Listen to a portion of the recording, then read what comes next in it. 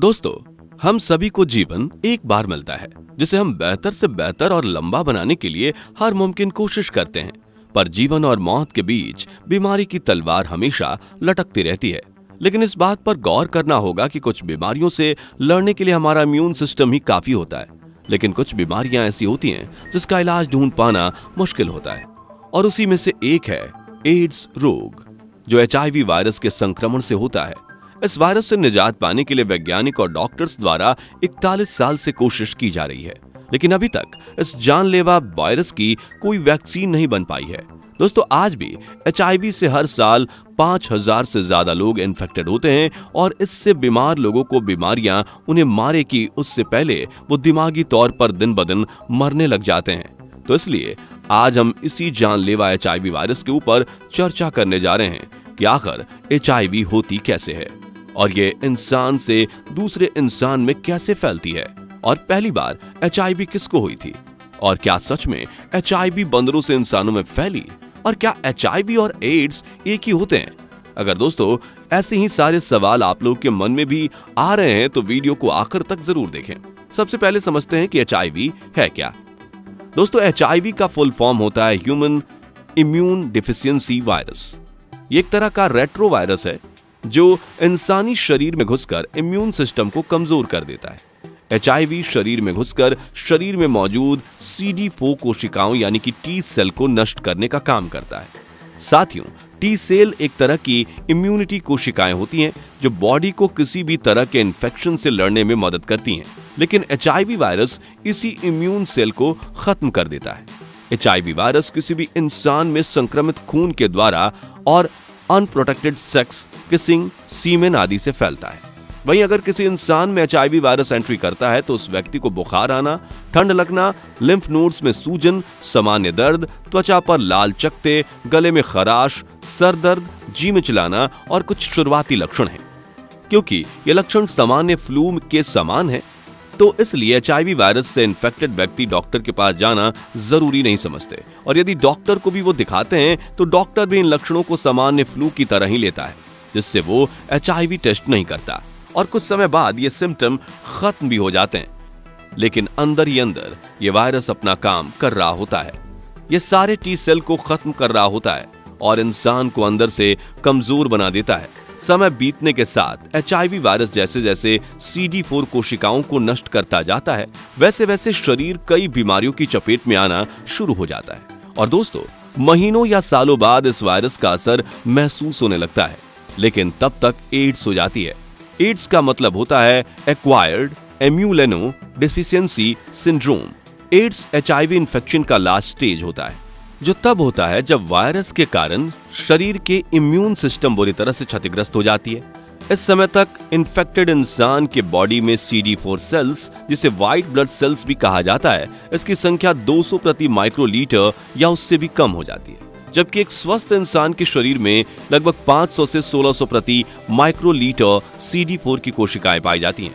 और अगर किसी व्यक्ति के खून जांच करवाने पर CD4 सेल काउंट 200 से कम आती है तो ये सीधा सीधा एड्स को ही इंडिकेट करता है। साथियों, वहीं HIV और एड्स को लेकर अगर आपके अंदर कंफ्यूजन है तो बता दें कि ये दोनों ही बिल्कुल अलग हैं, लेकिन साथ साथ चलते हैं।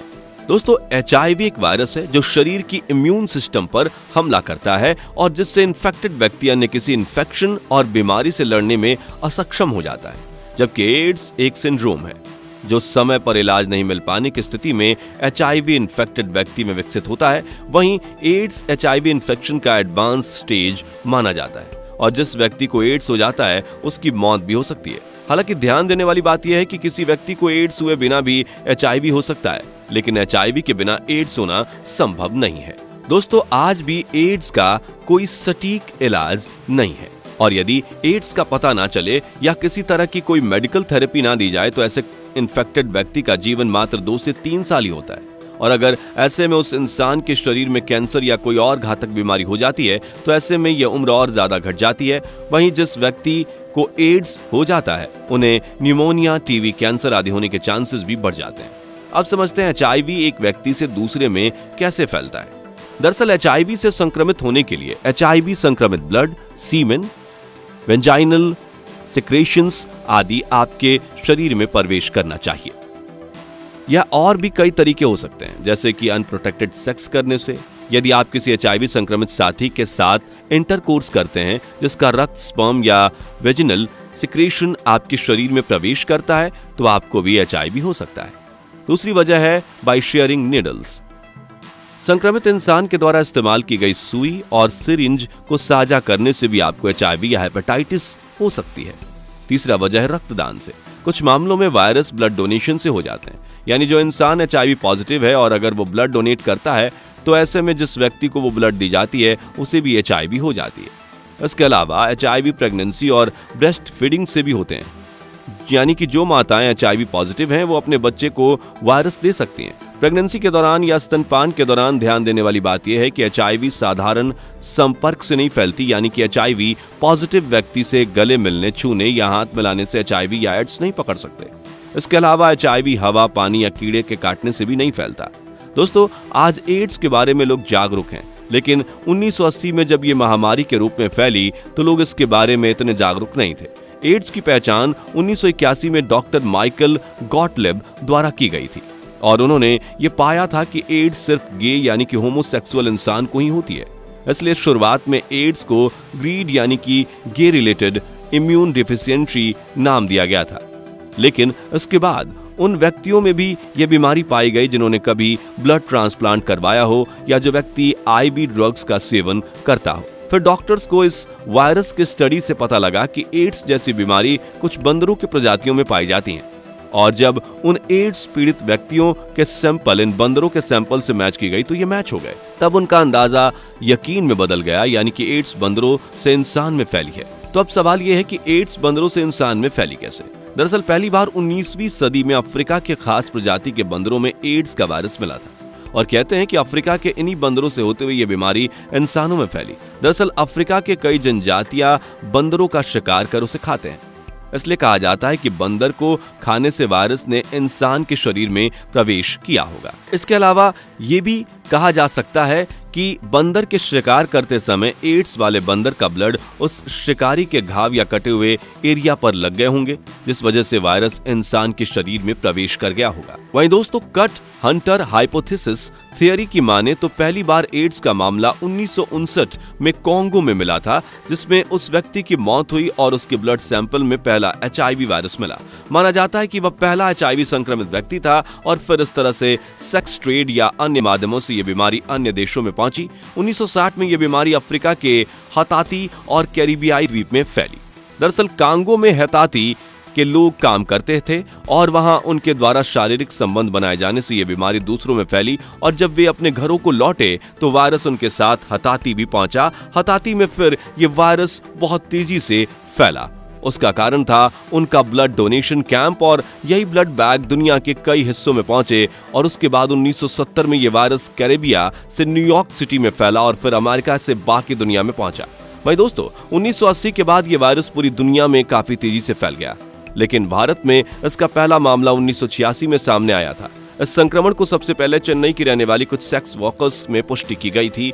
उस समय तक दुनिया के कई देशों में एचआईवी पहुंच चुका था, और जब भारत में इसकी एंट्री हुई तो तब से लेकर अब तक पूरी दुनिया में लाखों लोग एड्स के कारण अपनी जान गंवा चुके हैं। एचआईवी के संक्रमण के मामले में हमारा देश भारत पूरी दुनिया में दूसरे स्थान पर है। वहीं अगर आंकड़ों की तरफ ध्यान दें तो 2020 के आखिर तक दुनिया में 3.77 करोड़ लोग ऐसे थे जो एचआईवी वायरस से संक्रमित थे, और 6.80 लाख लोग की मौत इस वायरस से हुई थी, और भारत में 51,000 से ज्यादा मौतें एड्स की वजह से हुई हैं। दोस्तों, अब तक एचआईवी का कोई ठोस इलाज तो नहीं है, लेकिन इससे संक्रमित लोगों को एंटी रेट्रोवायरल थेरेपी यानी कि ART दी जाती है, जिससे वायरल लोड कम होता है और टी सेल में बढ़ोतरी देखने को मिलती है। अगर समय पर एचआईवी का इलाज हो जाए तो काफी मदद मिलती है, लेकिन अगर ऐसा नहीं हुआ तो एड्स होने का खतरा बढ़ जाता है। आमतौर पर देखा जाता है कि एचआईवी की चपेट में आने के कई सालों बाद एड्स की बीमारी होती है। इसलिए अगर एचआईवी का पता चल जाए तो घबराने की बजाय तुरंत एंटी रेट्रोवायरल थेरेपी शुरू करें।